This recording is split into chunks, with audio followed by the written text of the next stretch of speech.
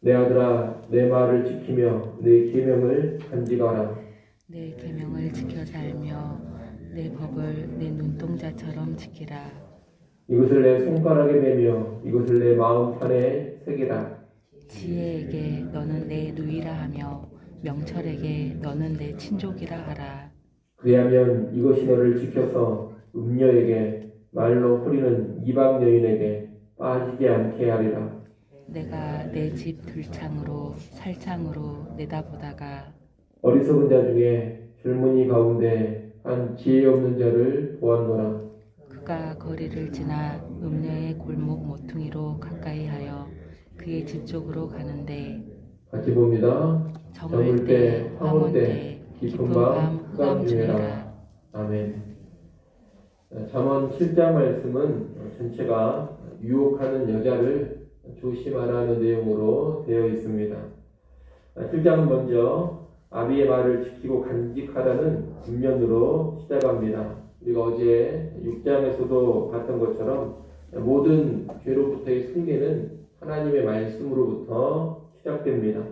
하나님 말씀을 소중히 하고 가까이 할 때 모든 유혹과 죄로부터 승리하는 삶이 가능해지는 것입니다. 이 절에 보면 말씀을 눈동자처럼 지켜라 그렇게 말하고 있습니다. 이 눈동자라는 것은 거기에 조금이라도 위해가 가해지면 바로 눈꺼풀이 덮이면서 눈동자를 지켜주게 되어 있습니다. 그와 같이 하나님의 말씀을 보존하고 지켜라 이런 말입니다. 조금이라도 말씀을 소홀히 하고 말씀의 삶을 손상시키려는 어떤 움직임이 있을 때 내게서 말씀을 빼앗아가려는 어떤 일들이 있을 때 가만히 있지 말라는 겁니다. 즉각 눈꺼풀이 눈을 지키듯이 화들짝 놀라면서 그런 모습을 막고 지켜라 이런 권면입니다. 여러분 분주한 일상의 일들이 또 이런저런 유흥과 오락거리들이 내게서 말씀을 빼앗아가지 못하도록 말씀 생활을 철저히 지킬 줄 알아야 합니다. 막아 지켜야지만 말씀 생활을 계속 지속할 수가 있는 겁니다. 우리는 손가락에 메고 마음판에 새기는 수준으로 이 말씀을 늘 가까이 할 수 있어야 하겠습니다. 그러니 오늘 우리의 말씀 생활을 다시금 돌아보시기를 바랍니다. 내가 말씀 생활을 잘 지켜가고 있는가? 말씀을 읽고 묵상한 삶은 그 무엇에도 빼앗기지 아니하고 잘 지켜가고 있는가? 말씀을 더욱더 가까이 하고 말씀에 매이기 위해서 적극적으로 일하고 있는가? 말씀을 대한 우리의 마음도 잘 점검을 하셔야 됩니다. 재물보다 더한 기쁨으로 내가 말씀을 사모하고 있는가? 그 어떤 오락거리, 그 어떤 흥미거리보다 말씀을 읽고 배우고 순종해가는 것이 큰 기쁨이 되고 있는가? 말씀이 금보다 귀하고 꿀보다 더 단가? 그 어떤 인간 관계보다 말씀을 더 소중히 여기고 있는가?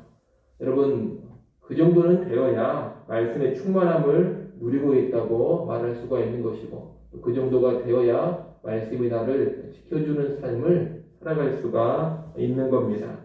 말씀에 무관심한 삶 또는 형식적인 차원의 말씀 생활, 마지못해 의무감으로 드려지는 말씀 생활을 가지고서는 절대로 죄로부터 승리할 수가 없습니다. 그런 모습으로 살아가고 있는 것은 내가 병든 신앙 가운데 있다는 것을 보여주는 것입니다. 그렇게 살아가면 각종 시험과 유혹에 늘 흔들리고 늘 쓰러지고 실패하는 모습만을 보여주게 될 것입니다. 이를 잘 기억하시고 우리 모든 성도님들은 말씀에 대한 열망과 열정을 다시금 점검하시고 언제나 뜨거운 열정 가지고 말씀에 들여지고 말씀이 충만한 삶으로 나아갈 수 있기를 소원합니다. 7장 6절에서부터는 아버지가 관찰한 한 사건을 아들에게 설명해 주고 있습니다. 이 사건은 7장 23절까지 계속되는데 7장 6절로 9절은 그 도입부입니다. 이 도입부에서 한 젊은이가 등장을 하고 있습니다. 이 젊은이는 어리석은 자, 지혜 없는 자로 소개되고 있습니다. 근데 이 젊은이가 좀 어떻게 움직이고 있느냐? 8절 말씀을 한번 보겠습니다. 8절 말씀 같이 읽습니다. 그가 거리를 지나 음녀의 골목 모퉁이로 가까이하여 그의 집 쪽으로 가는데, 어떻게 되어 있습니까? 이 젊은이가 거리를 지나서 음녀의 골목 모퉁이로 가까이 한다 그럽니다.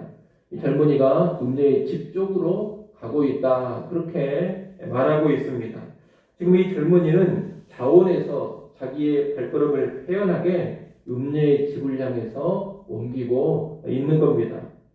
우리가 내일 보겠습니다만 이렇게 태연하게 걸어 들어간 이 젊은이는 나중에 육체와 영혼이 완전히 망가진 채 도살장의 소처럼 비참하게 끌려가는 그런 모습으로 묘사가 됩니다.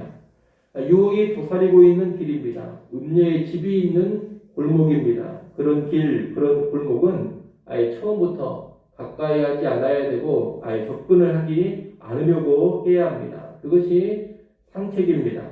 그쪽으로 가면 유혹받을 것이 뻔하기 때문입니다.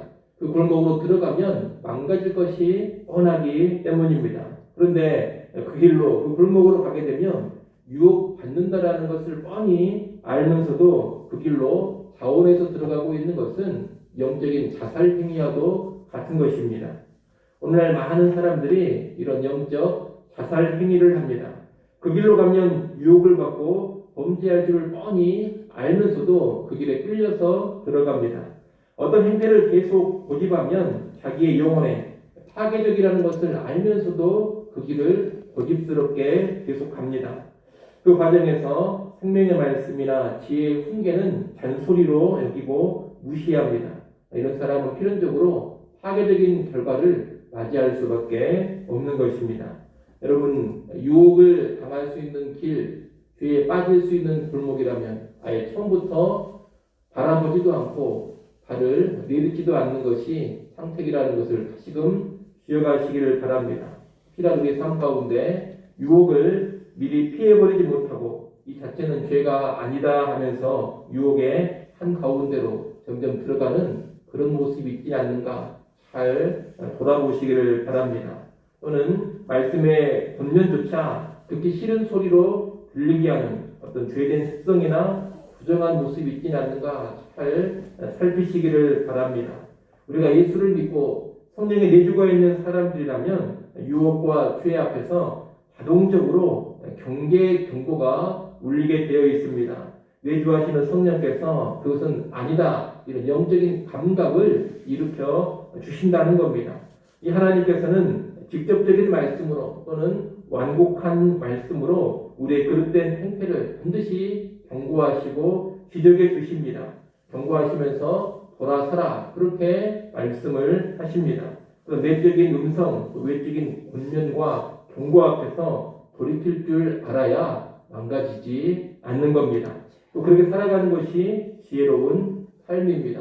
이를 꼭 기억하시고 유혹을 미리 피하시고 죄에서 미리미리 돌아서는 그런 성도들이 되시기를 바랍니다. 내조하시는 성령의 내적인 감동, 외부에서 말씀으로 주어지는 권면과 경고를 늘 깊이 받으시고 바른 길로만 나아가는 우리 모두가 될 수 있기를 간절히 소원합니다.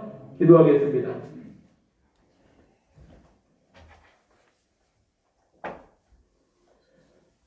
하나님 아버지, 주의 말씀을 가까이 해야지만 모든 죄와 유혹으로부터 승리할 수 있음을 깊이 깨닫게 하여 주시옵소서. 우리의 힘과 우리의 능력과 우리의 지혜와 의지로는 죄를 이길 수 없습니다. 말씀으로 충만해지게 하시고 말씀으로 무장되어지게 하여 주옵소서. 간절한 열망을 가지고 사모하는 마음을 가지고 하나님 말씀에 깊이 침잠하여서 그 말씀의 능력으로 승리하는 삶 살아가게 하여 주옵소서.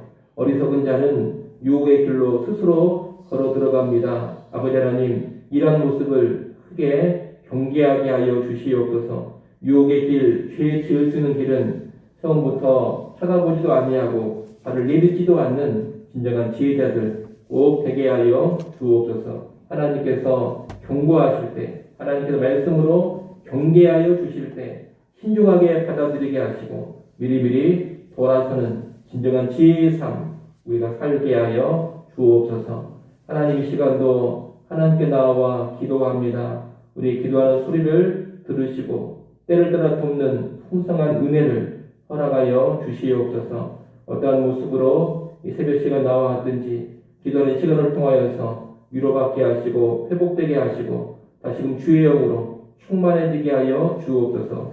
하늘의 능력으로 덧입혀져서 오늘 하루도 승리하는 삶으로 나아가게 하여 주옵소서. 예수님의 이름으로 기도드리옵나이다. 아멘.